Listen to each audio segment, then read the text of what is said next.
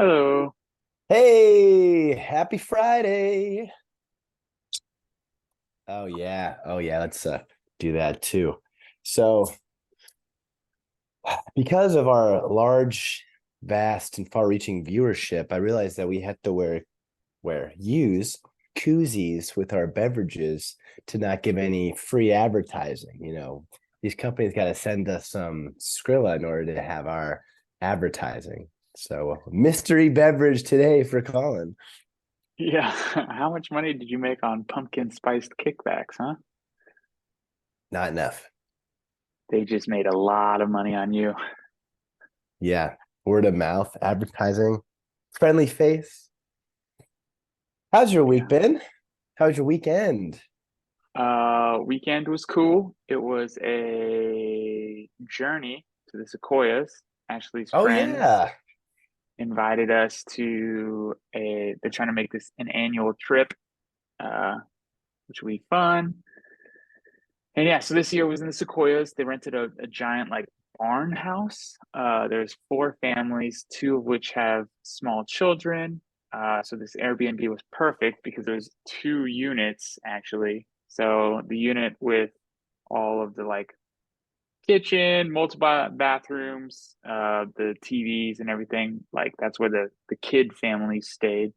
And then there Hmm. was like an adult house with like a pool table and dartboard, like fun stuff, and then two rooms up there for the two families without kids. So when the Soundproof, kids went, one of them. uh, not soundproof, but soundproof from the kids. It was like a very old house. It was like a cabin, right? So like wooden, I don't know, like a it felt like a log cabin. Um, and so yeah, we'd like put the kids to sleep, and then we go party in the adult room. And then in the mornings, the kids will wake up at 5 a.m. and us non-kid families could sleep in until 7:30 when we had to be out the door by 8, because that's how this group chooses to adventure full days. It was actually pretty cool. Like one of the ladies made a like a poster with the itinerary, and it was like super cute little barn and like owls and trees and stuff. This Like, is you are here, right? Here's the barn. It's the yeah, map. yeah.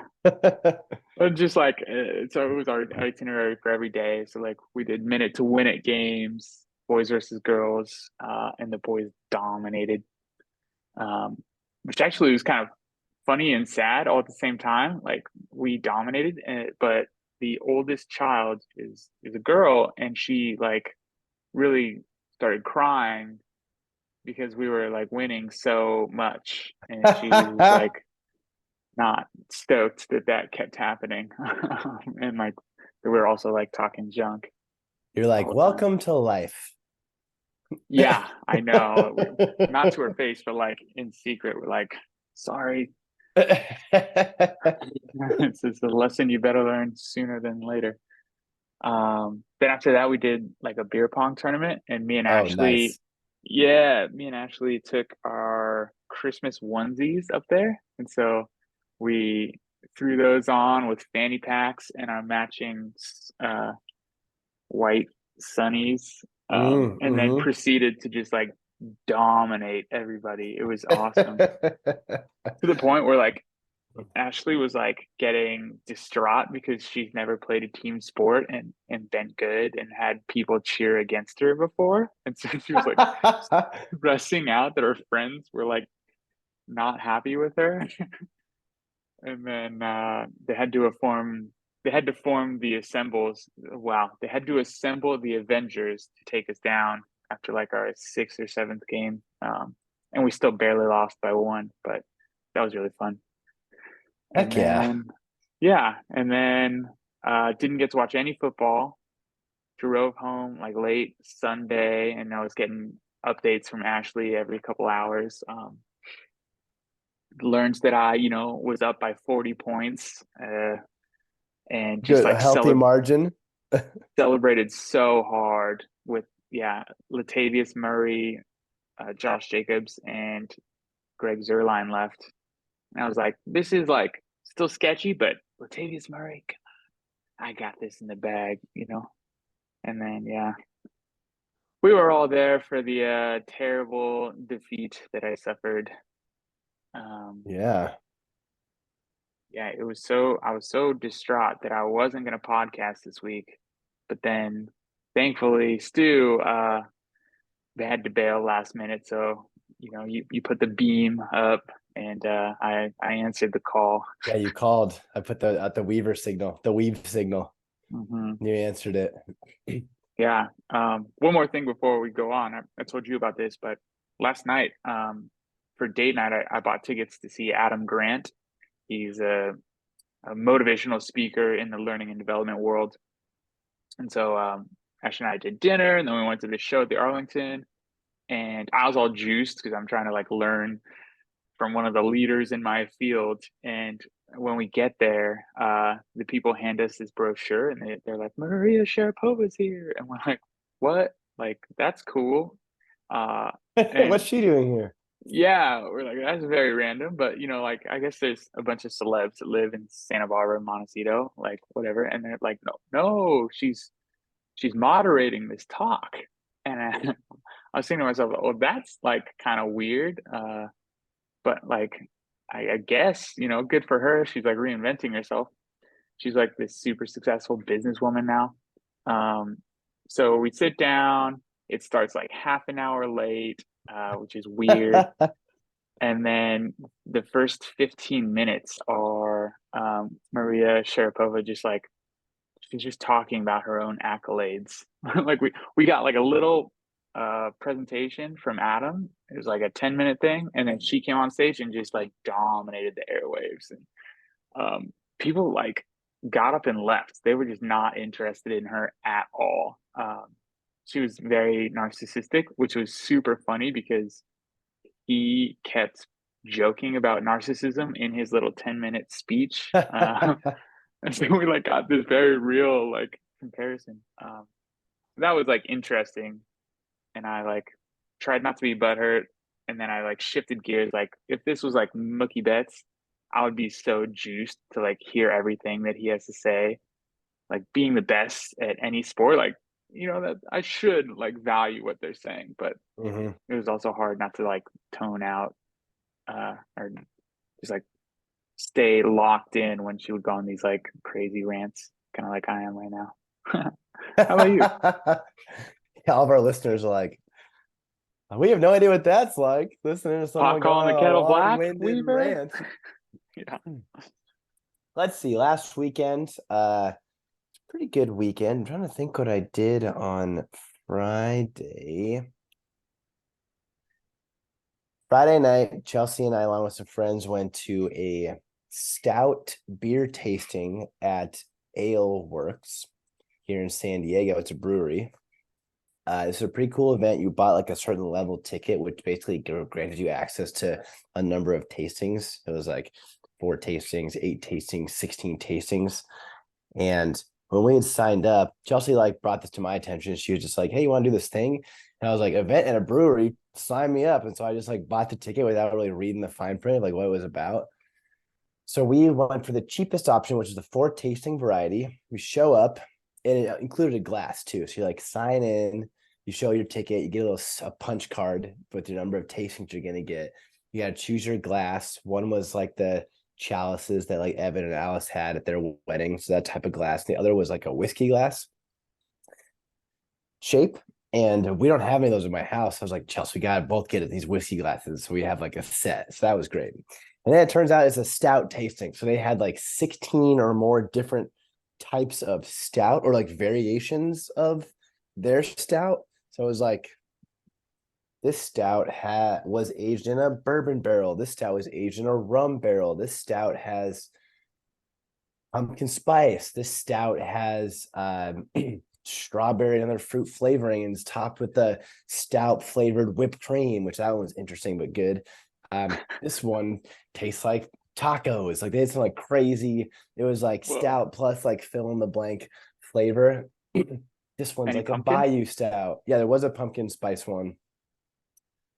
There was like a Mexican chocolate one too, like cinnamon. So basically, it was just like stout plus like fill in the blank flavor. Some of it was like, okay, this day, like the ones that were like aged in like the alcohol barrels were pretty good. Like the bourbon barrel aged stout was like great, but some of the more like out of right field ones were strange. So anyway, that was like an event. So you got 4 tastings, which is basically like a half a whiskey glass of a stout. Between Chelsea and I and like the group we were with, we kind of got a good taste of like all of them because we were sharing all of our drinks. And then we got some baller Indian food, which was great. But anyway, that was Friday night, fun event. Stout and Saturday, your friend's saliva. Mm. yeah, I know it was. Yeah, it was fun. It was good to eat all the tasting, but yeah, some of it was like, oh, you got that one? Let me try it. I was like, Yeah. okay. No, I don't want to try your stout that has like hints of mushroom in Orange it, chicken. whatever it was. Yeah. But anyway, that still was fun. Saturday, got up early and then drove an hour north to Vista to play a disc golf course that I'd never played before with a group of like 5 people. But it's supposed to be like popular. It's called Brangle Terrace, and it was difficult. It was kind of like a light version of the Thousand Oaks golf course that we played before the Malibu draft. You know how it was kind of like hilly and like dry. It wasn't 94 degrees though, which was nice, but still difficult. I shot like 3 over or something with like maybe one blow up hole, and so I didn't have a great time because of that. And then my like allergies started like acting up, so I was like, my nose was running, I was a little sniffly. Fast forward to Sunday, and football is happening in the morning. Actually, the Feds were playing a tournament at University of San Diego, USD, just one day, 4 games with like a lunch break in between. And because the program right now has like 55 people in it, and we're still haven't cut people, and we're trying to get everyone equal action, we split the day into 2 halves. It's like, here's the morning half of the program, here's the afternoon half. So I signed up for the afternoon half because most of my guys played in the morning football games. So like, this is great. Like, I'll watch my guys play, go coach, be fine. Morning happens. Immediately, the Ravens defense get a pick six. And I was like, hell yeah. And then I don't know if I got another touchdown the rest of the day. That's not true. Mm. I had a few guys who had like Kareem Hunt was like 35 yards and a touchdown, or like Romeo Dobbs is like 2 catches for 20 yards and a touchdown. So it's like these guys are like scoring touchdowns, but they're still scoring like less than 10 points. So I was like, what the hell is this? Anyway, morning games did not go as I had hoped. I didn't have any of my Dolphins, so I was still kind of up against something difficult. And then Bill's team just absolutely went off. So it was like, okay, this is not going to happen at all. So, I was a little bit grumbly going to the afternoon of this tournament. And then it just so happened that the segment of guys I was coaching for the latter half of the games only consisted of like 5 vets and like 13 rookies. And 2 of those vets were actually like B team vets. And so our first game, we got absolutely demolished by Pomona, and like they're not even good. We lost 10-3, and then we lost to UCSD B team like 8-5. And I was like texting my co-coaches. I was like, these rosters are not well balanced. Like, and I had nothing to do with like splitting them up. Like Michael Tran, who's I guess the 1A to my 1B, he like segmented them all, and I was like, all right, whatever, that's fine. And then right after we got our asses kicked by Pomona, I was like, Michael, what the fuck, man? In any case, that was my weekend, and looking forward to this weekend. Tonight we're hosting a Friendsgiving. So after this, I'll be rushing to Vaughn's to get all the random food amenities and little Thanksgiving tchotchkes like put around the house. And then That's fun. yeah, I don't know what else I'm doing tomorrow. Sunday's football. And then Monday I'm flying to the Bay. Oh, what's going on in the Bay? Chelsea's family lives in Fremont, so we'll be visiting them. Additionally, and I put this in the group me, but Chelsea and I got a campsite at Pinnacles National Park, which is outside of Salinas. So this is an open invite to anyone listening to this podcast. If you want to pop down, we're there Tuesday night, all of Wednesday night, driving back on Thursday. Already talked to Bacon and O'Malley a little bit about it. Curtis is going to be there. So open invite if you can make it. Wow, that's super fun. camping and Thanksgiving is a Weaver family Oh, that's tradition. right. You going to the desert? We actually are not this year. Yeah, it's odd. There's a lot of people that aren't able to make it, and then my parents are aging, so they're like, is the juice worth the squeeze this year? Normally they would be leaving today and staying for the entire week. Um, Mm-hmm. so instead of doing a massive camping thing, they opted for the weekend after situation. Um, and so we're doing our Thanksgiving at JJ and Britt's house, and then Friday heading down to the Strouds, and Mm, I get to do the old double Thanksgiving, which will be fun. that's a lot of turkey. I know, and a Friendsgiving tomorrow, so I'm having three Thanksgivings this year. Lucky dog. Yeah. Um, thankfully, Kurtz has a home gym, and we're gonna start working out Mondays at his home gym. He's got a whole like circuit built and everything for us, like a whole plan. So that's pretty cool. That is cool. His I don't want to say dedication, his like I guess enthusiasm, his sustained enthusiasm for fitness is admirable. I'm It's a really, few years younger and I don't even have half that enthusiasm. Is yeah, waning by the day. yeah. He's so disciplined. Looking back at last week's matchup very quickly, because we're already into this next week. Bill put up the high score against me in my matchup. We kind of already talked about it. No Golfins. Mike Evans, he was the one who probably was the biggest backbreaker. Oh my God, Jason Meyer scored 21 points as a kicker for him. God damn it. Yeah, so my team didn't show up. Second week in a row for me getting 0 out of a receiver. That's fun. Oh, and actually, now I can talk about my team some more. Two guys in my lineup didn't finish their games. Both Michael Thomas and Alexander Madison got injured during their game and didn't finish their game. So it's a lot stacked against Gall this week. It's tough. What happened in your matchup?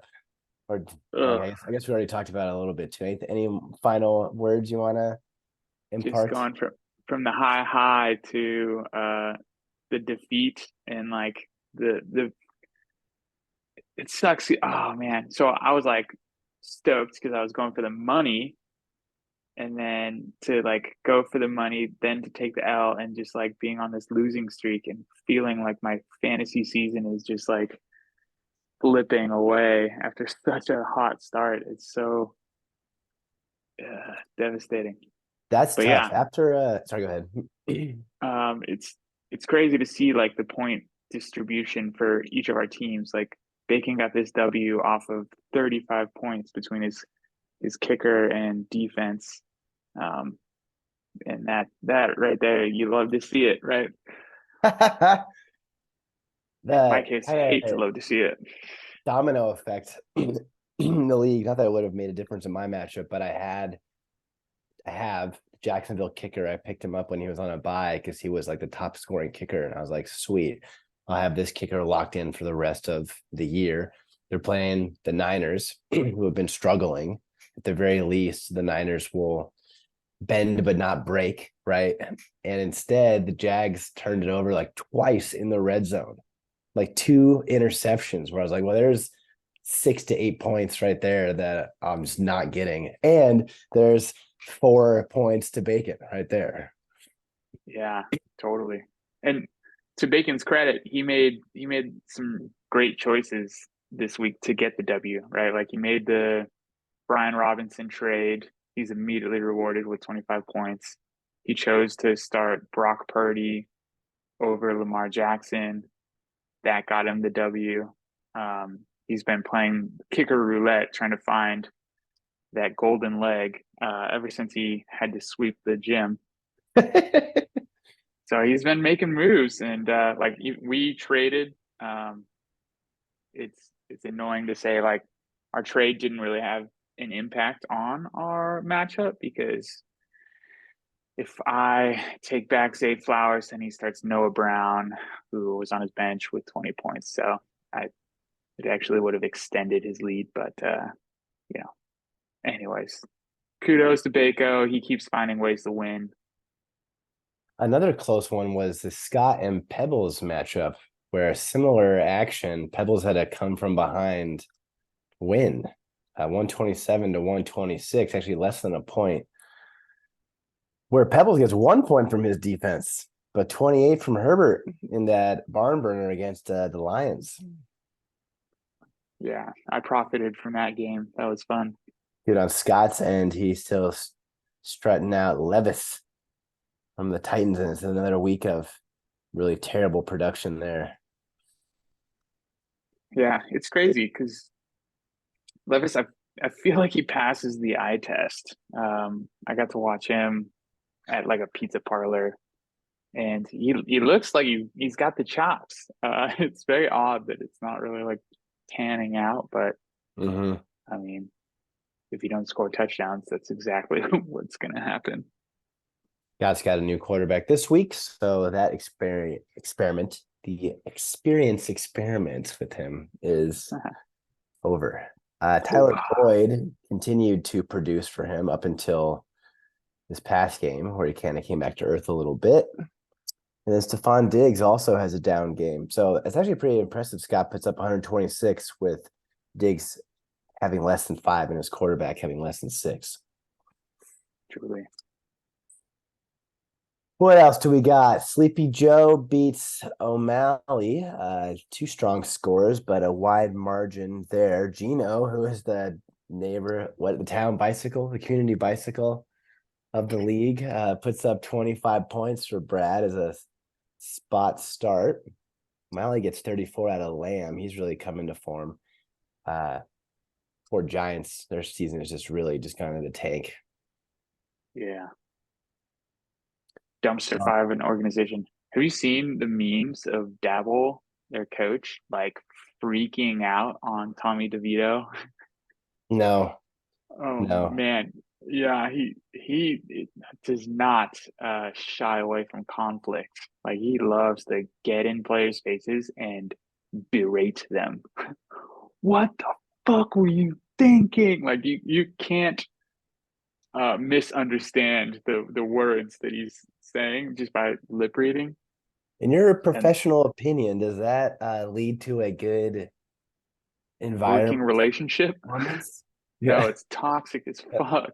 I don't know anybody that gets fired up from being like berated and yelled at and cursed at. Like, we're on the same team. I It's so saw Bill stupid. O'Brien screaming at Mac Jones on the sideline of theirs, but I did not see the dabble experience. Brad gets 16 out of Indy defense, and Montgomery is back putting up double-digit points, although both those running backs feasted against the Clippers. Good game for both, but O'Malley falls to 4-6, and that road is much more difficult to the playoffs for him. Stu beat Evan. Evan falls to 1-9. That's rough. I think he actually is the only person who's eliminated from the playoffs at this point. If we're talking about strictly wins, although I will say I did a little bit of a dive into strength of schedule, which we'll get into later on. But I didn't have enough time to like cross-reference, like, okay, these 4 6-4 teams they have 4 games left, but they're going to play each other. So hypothetically, they can only get X amount more wins because one of them has to lose. Like I didn't go like that Right. deep into it. Yeah. So maybe someone else also is eliminated. I don't think so though. Evan's the only one. Point being, good week for Stu. His team is really looking great. Again, although I guess it's kind of been a roller coaster. He was like high score on this shit to like low score to like back up. Achane is coming back this week, so that's going to be another boon for him. And currently, he is rich in the running back department. Yeah. It's not something that is normally a thing. There's a lot of RB rich teams out there. It's Yeah, really tough we're for me. I don't know, 24 to 36 hours away from the trade deadline. I don't know if it's like midnight tonight is the deadline or if it's like midnight on Saturday night. But in any case, moves may be made because of Let the me try to strength of find these it. teams. Yeah. For Evan, Sam Howell's a great pickup, another quarterback who many people have started and produces. George Kittle has a good game. Jonathan Taylor has the lead role in Indy, and even though that team only scored 10 points, he got the one touchdown in double digits. Yeah, tough break for Ev. The trade deadline is tomorrow. So I Like think tomorrow night, or is it get your tomorrow? trades in. I What do you mean think tomorrow? Like when the it's just clock strikes midnight tonight and it turns tomorrow? I don't know. I don't know how it works, but the trade end deadline date is November 18th. Which is midnight tonight. Is that? Woof. That'd be a real bummer. Last matchup, who dropped Dak takes down Justin, please come back. Another recurring segment on this podcast is me lamenting dropping Dak Prescott, so I won't have to further go into that. Obviously, they get to beat up on the Giants last weekend, and that helps the whole passing offense. But yeah, I mean, I guess kind of a mediocre performance from everybody else on Max's team, and Metcalf, Garrett Wilson, and Deebo Samuel all get double digits. Cook actually also hit double digits too, which is not always the case. Whereas on Adam's side, he scores under 100. He gets the Baker Mayfield, Rashad White stack to hit. But on the other end, he's got ho-hum performance at Deontay Johnson. My guy, Jonnu Smith, has one reception for 1 yard in his lineup. Ooh, Good special teams performance for Adam, though. 25 combined, but not enough to get the win. yeah, that's tough. So now that that's last week, very quickly to review some bets that have been made. Not many as of late. I don't know if people are forgetting about it or feeling discouraged or a combination of the two. We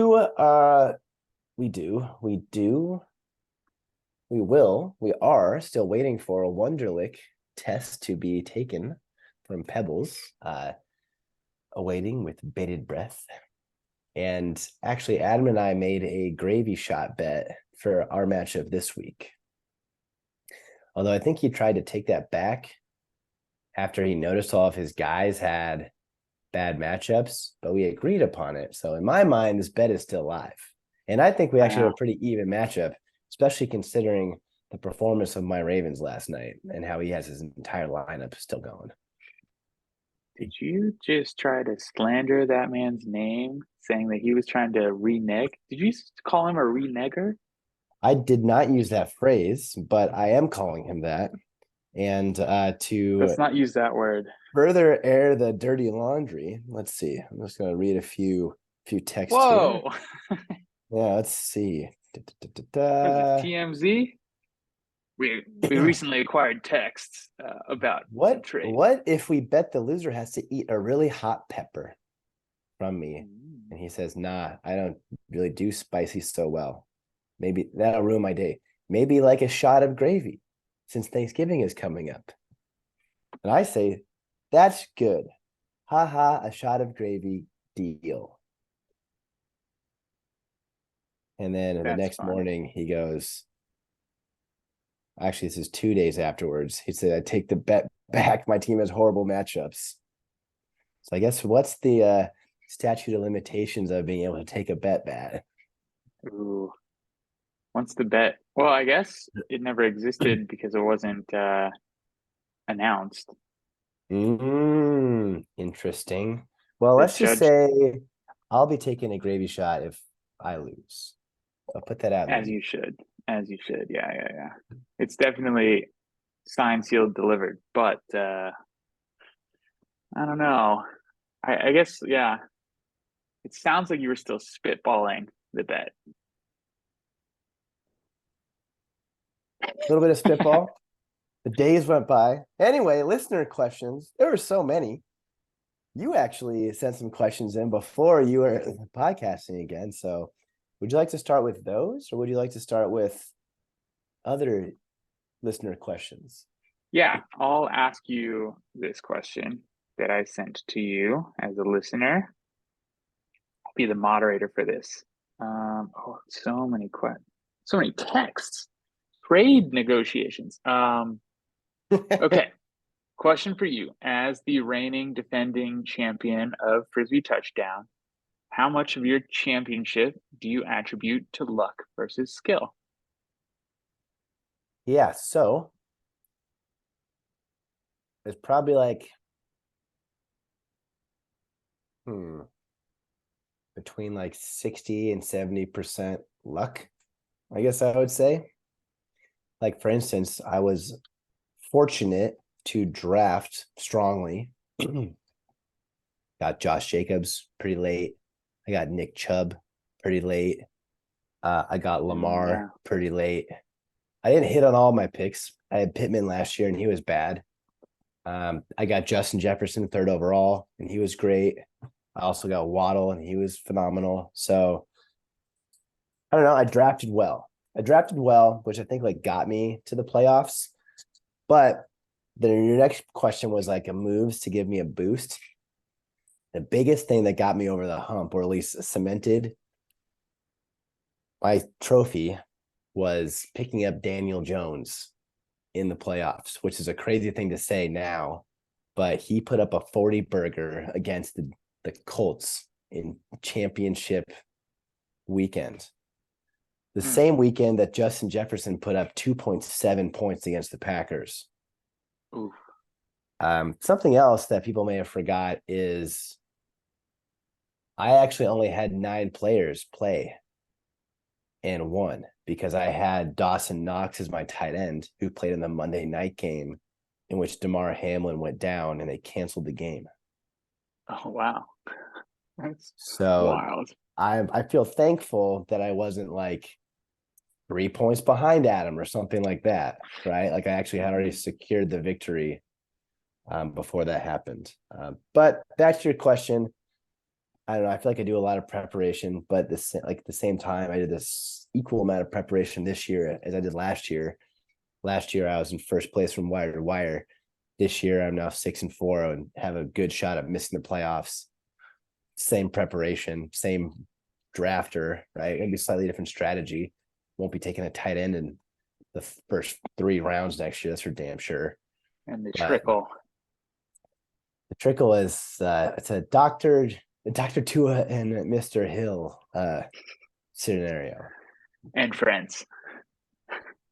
Yeah. That's pretty funny. Cool. Yeah, that's what I was interested in because I don't know, for some reason, like I've just been so affected by fantasy this year, like I've never, I've always thought that I've had a shot, but like this year, I really felt like I have a shot, and obviously I still do, and everybody's probably tired of listening to me complain, but it's just interesting to like, it just always does come back to luck and like staying healthy and The health is huge. Yeah, like O'Malley lost Chubb Chubb early early on, on, yeah. and he's 4-6. And yeah, like I said, I feel like I have a very tenuous playoff position right now, and I just lost one of my best players last night, right? Like arguably at the worst time. So luck is a factor for sure. Yeah. Yeah. Other All right. questions. You had mentioned the trade deadline. Only you, I didn't bring it up. No, I'm just kidding. We talked about it. But anyway, a question came across my desk. How do you feel about 3-team trades? So this happens in baseball, right? Where maybe you and I don't have a perfect 1-to-1 fit, but someone else could kind of fill those gaps and also get some value out of a negotiation between 3 teams. And so Mm-hmm. how do you feel about, I guess, the existence of those and the participation in that? And I guess it would kind of boil down to like if you and I make a trade and then I make a trade with somebody else to like further cement my positive feeling of our trade. Like my team, maybe it gets a little worse in our trade, but because of my corresponding trade, it gets a little better. Mm-hmm. Yeah, I think that trades are already so hard to accomplish just with two parties. If you can pull it off with a threesome, like kudos, that's awesome. I think the biggest barrier is going to be people being willing to play ball. Uh, so I'm Right. all for it. I hope to see one in my lifetime. How about you? What are your thoughts? uh it's funny. I think that yes. Yes, I do agree that they should be able to happen. I think that if they all three parties feel good, why not? Uh Obviously it takes three people to tango in this situation. I don't think they should not be allowed. I don't feel like a trade should be held up because of the additional move. So like basically in my example, if you and I make a trade and then I make a corresponding trade with somebody else,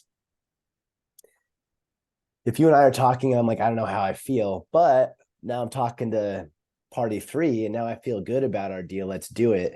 I feel like you should feel negatively about that. Like you shouldn't be like, wait a second. Now that this third party is getting involved, maybe my deal looks worse. Right. That Right. being said, no one is forced to trade. Everyone has the players on their team.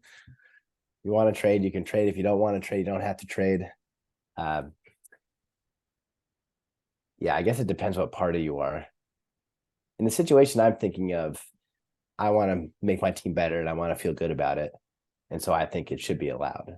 Whereas if I'm maybe you and I don't feel like I'm getting a good deal out of this, or also the situation in the league, am I helping a team ahead of me in the standings? Hmm.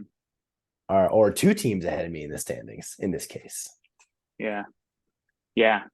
There's all of those things to consider. And, whatever shit talking occurred before as well. That And really if you're like that's fucked me up. sours your relationship. After the Hurts debacle, I really like wanted nothing to do with trading, despite the fact that I have all these running backs that I can't start. And now we're at the Right. deadline, and I'm sitting on this potential gold pile and hating my decisions that I have to make every week. And yeah, that's just Yeah.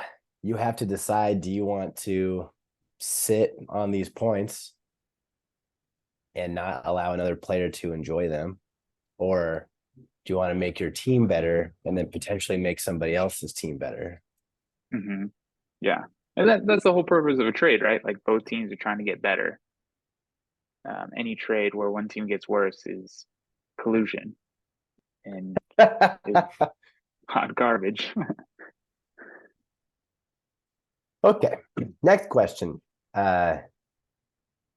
Contenders for both the championship and the Sacco. We talked about this at the very first week. The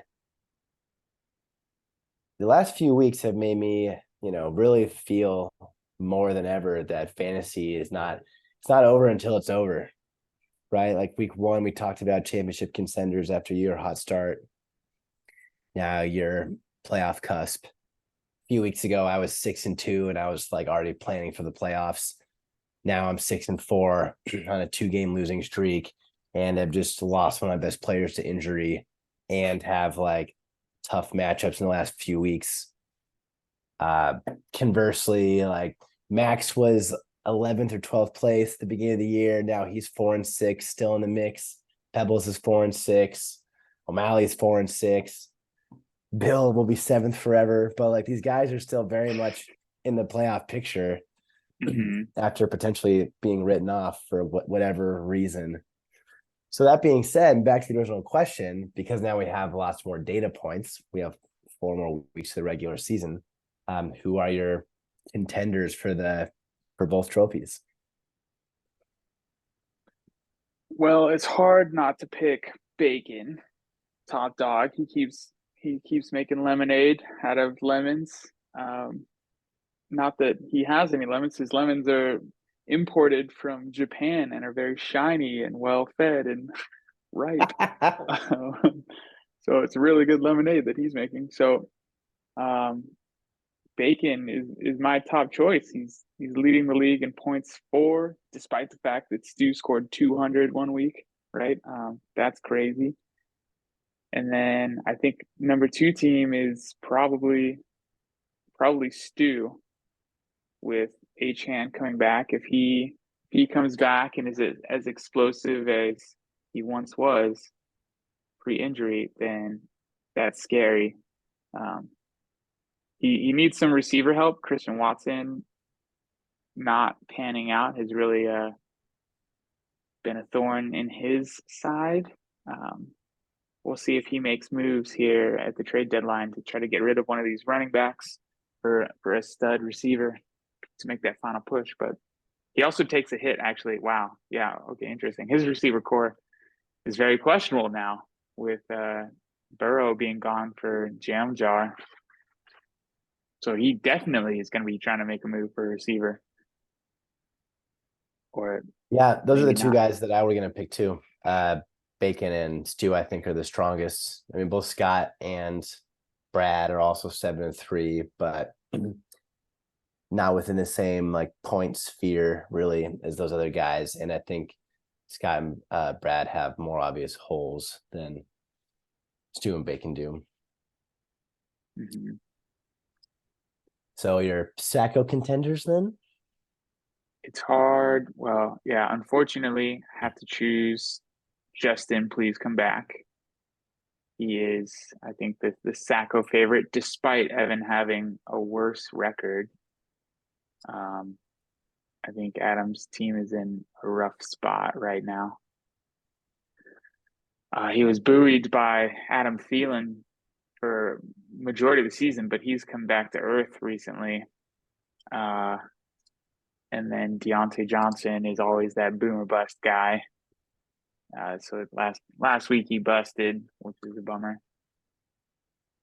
Um, yeah, he really needs Justin Jefferson to come back, and he needs Dobbs to just feed him. Yeah. And you never know like what those quarterback receiver relationships are going to be like. Kirk Cousins was an above average slinger, and Dobbs seems like he's more squirrely than slinging, which is such a bummer. It really would have been cool to see Jameis Winston and Justin Jefferson together. Like last week when Derek Carr got hurt or benched or whatever, and he just started slinging it to Olave. Like Mhm. that's exactly the quarterback that I want throwing to my receivers. Yeah, I would throw Pebbles' hat into that ring. I agree that I feel like Evans' team is better than his record indicates, especially if Matt Stafford can stay healthy and Cooper Kupp starts to produce. So he's someone who you definitely can't look past in your schedule and in that bracket. Whereas Pebbles, he's had a rough year. I think a lot of his guys are boom reliant. I mean, like Warren, he's been complaining about a ton and has had good last 2 weeks, but Najee Harris is also like having a better time too. And that offense is kind of getting away from the pass, it seems. Darrell Henderson, who he's currently gotten his flex, will have his job taken away when Kyron Williams comes back, at least to some extent. So yeah, I guess Pebbles also has Bijan Robinson and Michael Pittman on bye and Olave. Well, that's a big bye week for Pebbles. Yeah, I guess it's just hard for me to forget all the trials and tribulations of Pebbles earlier in the season when talking about potential Sacco contenders. I think a sneaky pick is Max for Sacco contender. Uh, picking up Dak is a huge boon to his Sacco avoidance. He's on a little bit of a heater right now, but Saquon and Tommy DeVito, that's tough. I think defenses are just not respecting Tommy DeVito at all. Um, and then partner that with like they played the New Orleans Saints on week 15. That's a Mm. bad look. James Cook has just been trash, and he plays against the Cowboys week 15. So his running back core is already hurting. Um, and then there's just like, yeah, you never know what you're going to get out of DK Metcalf, Garrett Wilson, and Debo. So I think he's a dark horse Sacco contender. If you can get a few more wins, keep this win streak going to avoid it altogether, I think that he needs that because he's Yeah. got some late buys as well. One, two, three, four. It's four starting players with buys in week 13. Holy crap. Yeah, it's scary. Well, we will revisit this segment, I'm sure, in a few weeks when the dust has settled a little bit, and then we can get some more contender talk going. I next wanted to hop into a little bit of research that I did, but basically it was just a strength of schedule going forward. And this is, again, in relation to those who are on the playoff cusp or trying to avoid that Sacco brackets. How do you feel about sharing your screen so we can look at this graphic together? Oh, is it not How do you do it? activated yet? Should I try? I think I changed the settings Oh, when we were nice. Okay, live I can last time. share. Here we go. Dope. Here we go. So this is our nice little handy dandy graphic that I made. Enhance. Enhance. Enhance. So a few things to note before we do this. Of course, this is an entire season record and not any kind of split like the last month or so, which maybe that is more of an accurate representation if we're talking about some teams like Evan, whose winning percentage is very low, but now he has both Jonathan Taylor and Cooper Kupp back. Other teams like myself have gone, and yourself have gone through major injuries where our winning percentage that we currently have might not be indicative of the rest of season performance. And generally, the large majority of the league has the same strength of schedule left, but there are a few outliers. So if we're looking at this screen together, my beautiful friends, top three hardest schedules going forward are Adam, Max, and Stu. Adam and Max are playing against the strength of schedule that has a 60% win percentage currently, whereas Stu is just below that at 57.5. Adam gets to play Colin, Bacon, Bill, and Weaver the last 4 weeks. Max has Stu, Brad, Pebbles, and Scott, which is kind of tough because Stu, Brad, and Scott are all in the top four. Yeah. Stu plays Max, Colin, Bacon, and Bill. So that's the top. Then we have a large group of like 6 people who range between 55% and 45% winning percentage strength of schedule. But then the easiest schedules going forward are the current 8th, 9th, and the easiest schedules are second place person with Scott. So something to take note of if we're looking at the brackets or potential brackets moving forward. Scott plays against a winning percentage of only 35%, which includes Weaver, O'Malley, Evan, and Max. Pebbles has O'Malley, Evan, Max, and Colin, and O'Malley has Pebbles, Scott, Weaver, and Evan. Probably not a coincidence. Those 3 teams all play Evan, and the bottom 2 also have Max additionally within their schedule remaining. When you look at this graph, do you think this is of any value to anything? Do you think it's such a random crapshoot that luck is involved that doesn't mean anything? I think it is both random and it has meaning. I think you can take like some there's some value to knowing who the opponents remaining are, right? Like the fact that Stu has to play against Colin, Bacon, and Bill, like he's duking it out with teams in the top half of the league. And Max, like my dark horse Stacko candidate, has to play 3 very good teams out of 4, right? So it is random, but some teams are randomly better than other teams, and so I like it. It's pretty cool. It's giving me more hope. But I was going to again, ask you, like looking at your own, what do you feel any type of way after seeing you have a less than 50% winning percentage of your opponents? I still feel very scared.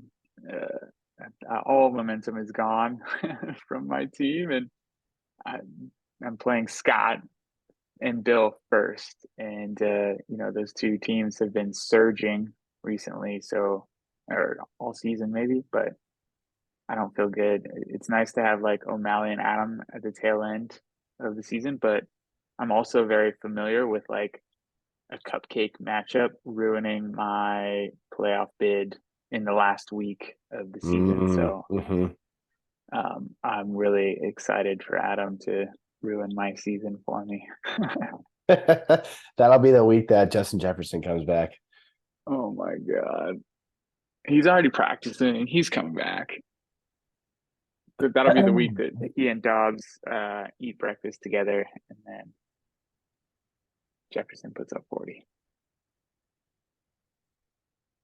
Per Kevin Seifert of ESPN.com, Jefferson remained limited at Friday's practice as he has been since the Viking designated him to return from injured reserve last Wednesday. The team didn't activate him week 10, and while he's a bit closer to game action than he was a week ago, Coach Kevin O'Connell implied that Jefferson isn't likely to be available this weekend. Still, Minnesota will have until Saturday afternoon to get Jefferson back on the active roster ahead of Sunday's contest. If Jefferson misses, the Vikings will rely on Addison, Osborne, and Powell. Wow. Addison, I miss you. I may or may not be playing against Adam this week and be frantically reading his player updates. Yeah. As would I. Okay, picks for week 11 or any more musings you want to share with the league? No musings. Let's get into the pick'em. If you had one choice of one dish to bring to a Friendsgiving, what would you make and bring?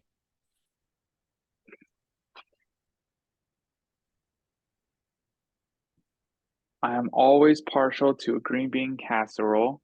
Hell yeah. Pretty easy to do. It's not on the like expensive side as far as dishes go. Yeah, that's probably the one.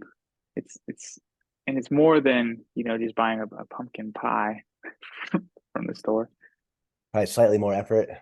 Yeah, which I'm always down for. Effort over, I guess, money. Yeah. Yeah, You?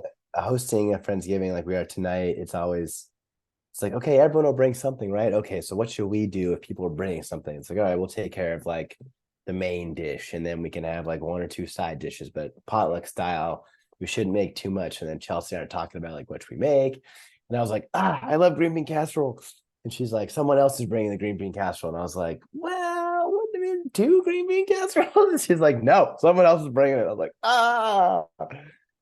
so I will not be making green bean casserole. Sad. Yeah. Reminds me of the U when we had Thanksgiving there a few times, and we would experiment with chorizo cornbread stuffing or macaroni and cheese pizza, or Bacon made his infamous venison mac and cheese, and all these Wow. beautiful side dishes. Wow. Yeah, that's fun. I remember when we lived at the Fortress, some of the crazy things that Eric used to put in those turkeys. Like one year we did an orange chicken stuffed turkey from Panda. That was crazy. And then one year we did McDonald's like chicken nuggets. And that was weird too. It turns out when you do that, the flavor just dominates the turkey. So like Oh, really? the whole turkey tasted like sweet and sour chicken. Yeah, it was Was it it was good? really odd. I mean, I love orange chicken from Panda, so I really couldn't complain. But also, it's not at all what I want from my like Thanksgiving turkey. Like imagine eating orange chicken, but like with gravy on it. Like that's two conflicting experiences. Sounds good. You'll have to try it. Maybe you should do it. That'd be something where I have to like ask forgiveness, not permission for it. Not only that, but like sneak it. Hey babe, turkey's in the oven already. Did you do something? Yeah, took care of it. Don't worry worry about Yeah. it. It's all sewed Oh, up. Don't need to. Yeah. Oh, you need some help with those decorations? Here, let's go over there to like the front door. And probably need to move these couches around so we'll optimize like seating, you know? And we gotta light some candles. Oh, and oh, babe, these fall decorations are amazing. yeah, and you know what? Like, let's go for a hike on Sunday, 10 a.m. What do you Yeah. say? Let's not get ridiculous. Over the line. Yeah, that's over the line. That's when the Dolphins play and disappoint me. Okay. All right, we got this week's matchup. The picks are in, but let's Picks are not in. divulge what we're talking about like you did that one time. Remember, it was you, me, and Stu, and you're like, "Oh, all three of us have picked this person to win." Right when we started talking about the matchup, remember that? And then Stu hadn't selected yet. No, I think it was like a Friday recording where we had all selected somebody, and you're like, it's really interesting that all three of us have selected Brad to win, and we're like, oh, we can skip this matchup then. I don't need to dive into it. Oh, You don't yes. remember? Okay, I'm gonna find this clip. I'm gonna do a deep dive. No need. We can just move forward. Who'd you pick with Come At Me Bro versus Costco is Where the Heart Is? And Well, why? I'm getting a random phone call right now from New York. Who wants to talk to me? All right, let's see. Oh, why did I go to that week? Okay, Costco is Where the Heart Is versus Come At Me Bro. Right now, they have an almost equivalent Bush. I chose Come At Me Bro to win. I did so because Lamb is on a heater and plays Carolina. I really like Kenneth Walker and Javonte Williams. They've really started to come into their own. Kenneth Walker has a bit of a tough matchup, but Williams does not, and the Broncos are playing well. And on the Pebbles side, I think we talked about his guys are a little boomer busty, even though Warren has turned it around. Cleveland is a tough defense to run against or just really play against in general. Tank Dell has had 2 explosive weeks in the past few weeks, and I'm curious if he can continue that production. And then maybe I'm a little biased about Pebbles' early season results, but Calvin Ridley came back down to earth, or at least did what he has been doing all year against a green matchup SF defense last week. So because of that, I'm picking O'Malley. Although I imagine that Herbert will have another good game because Green Bay is not very good, and Chargers always find themselves in shootouts because their defense is also not good. Yeah, the Chargers are such a weird team. Like all the crazy stats that Herbert has put up in his career, and he's like 29, but like Does that elite. program that they're cursed? That's why. They're cursed, deservedly so. Deservedly so. Fuck them. Um, I zagged instead of Oh zigging. wow. I chose Pebbles. I believe in his team to pull out the W here because even though he's got, a pretty substantial bye week situation going on, didn't see that when I made my pick. But it's all right. He's trying out the B team, and the O line got broke a couple times. It's time to send out your D line to get a hold, and I believe the Pebbles will do that through the efforts of newly minted starter Jaylen Warren and James Conner against the Texans, who like are just like sieges to running backs. At least they are with Derrick Henry. Maybe he just got really mad at the Texans for some reason. Sometimes the B team will hold, and sometimes they'll put up 86 points. Let me tell Ooh, you. yeah, yeah. We'll see. Next matchup. Next matchup, let's talk about oh geez. Achaemenid Empire. Do you know what the hell this new name is for Stu? Achaemenid? I have no clue Against what who that drops empire is. Dak?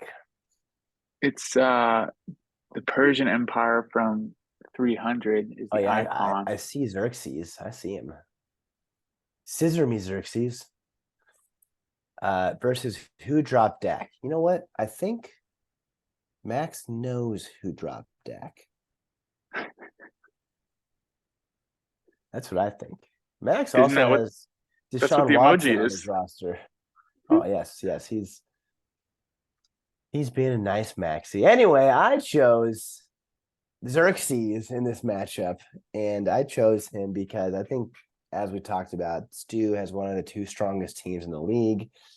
As it currently stands, he has way too many running backs than he can play, all of which are great options. Kamara is even on a bye, and his team's not going to miss a beat.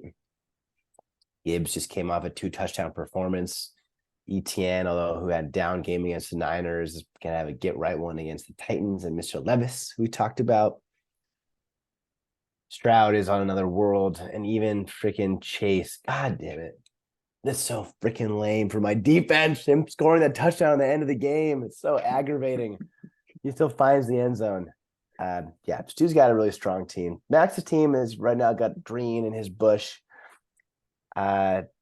Definitely has some players who can go off. Prescott against Carolina is another good matchup, and really pray that he doesn't put another 35 points so I don't have to hear about it or talk about it or think about it or do anything about it.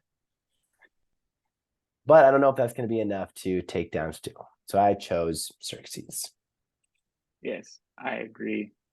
I'm also on the Empire's side. Which Empire? Do explain yourself. I really want to figure it out, but I'm not clever enough. I'm not smart enough. Yeah, Jahmyr Gibbs. Did you see the interview where he uh, said that like David Montgomery got the call for a goal line rush, and Montgomery looked to Gibbs. He's like, "Hey, Ja, do you want it?" And Ja said yes. And so then Montgomery subbed himself back out and gave Gibbs the goal line carry. Interesting. I did not see that. Yeah, Wow. it's Jahmyr Gibbs like goes on some podcast and talks about it.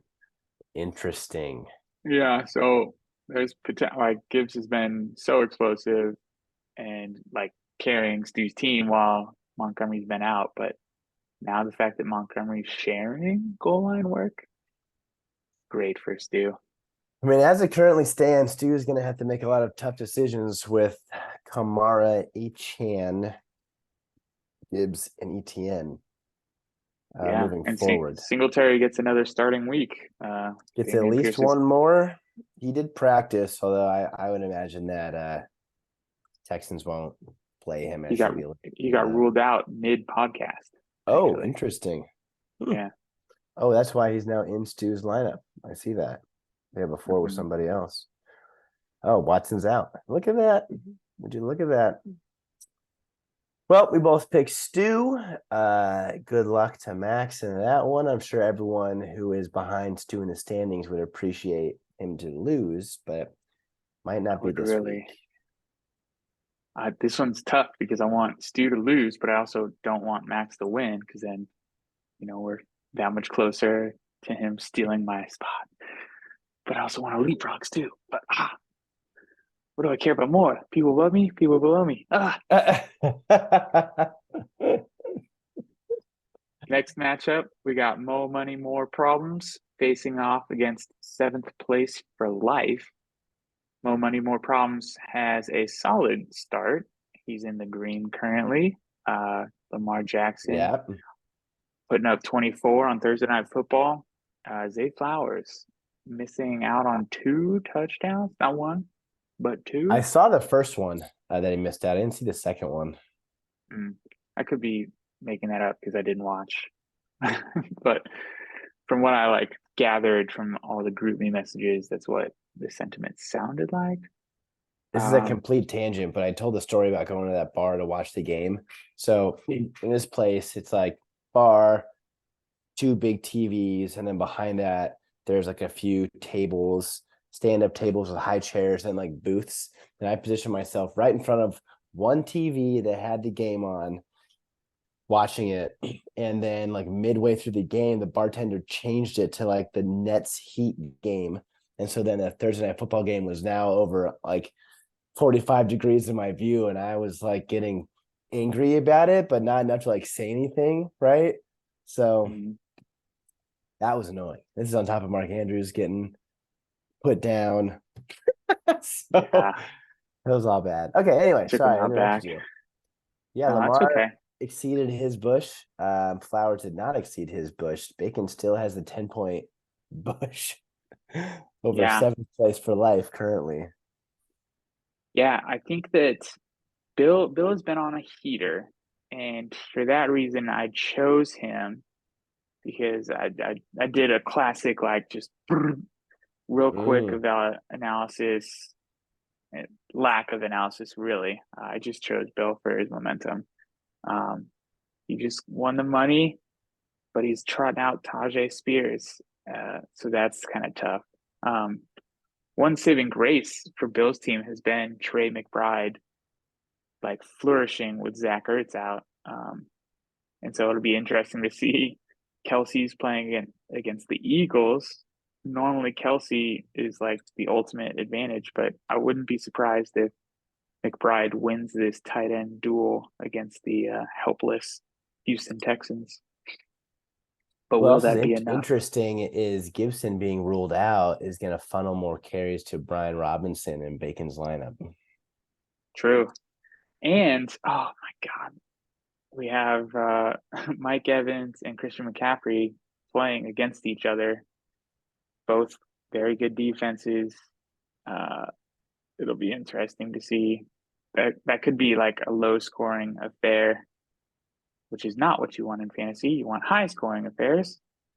So after having looked at the matchup again, I wish that I could go back in time and choose Bacon, but I'm sticking to my guns, going with the Rice Rockets. I chose Bacon as well. Next matchup, we got Sleepy Joe versus Hall of Shame.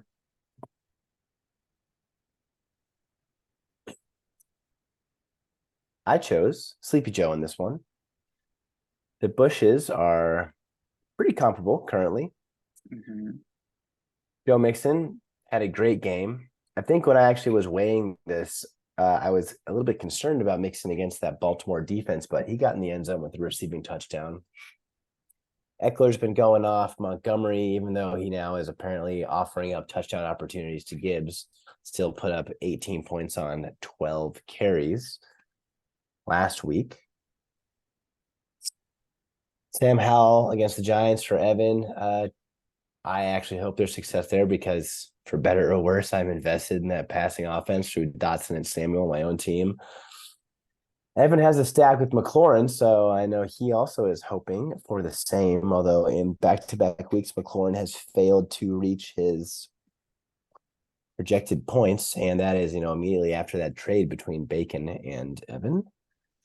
Brees Hall against Buffalo kind of could go either way. Zach Wilson has been hit or miss, although the Buffalo defense also has been a hit or miss. The Broncos just took them down. A healthy Stafford will behoove Cup, as mentioned earlier. So this will be a tight one. This might actually be the game of the weekend, though, even though we have two guys on opposite ends of the standings. But I still am going with Brad to take it. Yeah, the Bush Points nominates this as the matchup of the week for sure, and I chose Ebird. I'm like just addicted to choosing Evan with my league pick'em, and it's not working out. But I keep going back to this abusive relationship. I hope you pull this one out, Evan, and all of us playoff contenders do as well because we need the guys at the top to lose. That's right. That is right. Next matchup, we got Dr. Tua, Mr. Hill versus Justin. Please come back. I chose myself. This was before my Ravens did poorly. So now I'm really just banking on a nice blow up game against the Raiders and Adam by the Dolphins. It's kind of looking bleak. Got some potentially good news about Madison, though, even though he was concussed last Sunday, he looking like on the correct side of passing the protocol. So if you can do that, the Broncos actually are terrible against the run, which you saw firsthand with Latavius Murray and the Bills last weekend. So hoping for similar success, or at least partial success for Madison. I'm scared of Adam's team. White from Tampa Bay has been absolutely spectacular over the last month. And I imagine, even though it's a tough matchup against SF, that the Buccaneers will try and create opportunities for him.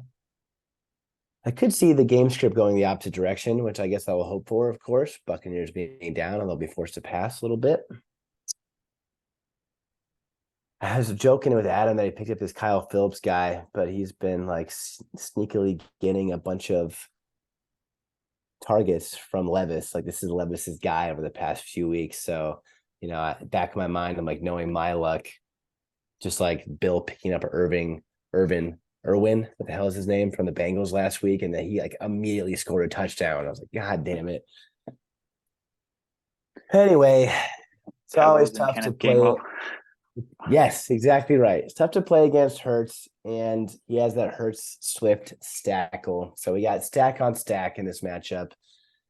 Chose myself more out of the need than complete confidence, but I do think the Dolphins, coming out of a bye after a loss against an inferior opponent, are in a good spot. And so that's what I'm choosing to believe in this matchup, and for my playoff hopes, and for my victory this week. Yeah, I chose you as well. And I'm partially hoping it's, the commentator's curse. I'm partially hoping I'm really hoping that Justin Jefferson comes back. I know that he is too. But I also was banking on the Dolphins just, excuse me, squashing the Raiders and you putting up 60 points between the three of those players. So your Ravens situation may not matter, but God, I hope so. Yeah, putting up 9 points with two players on Thursday night is not what you're hoping for.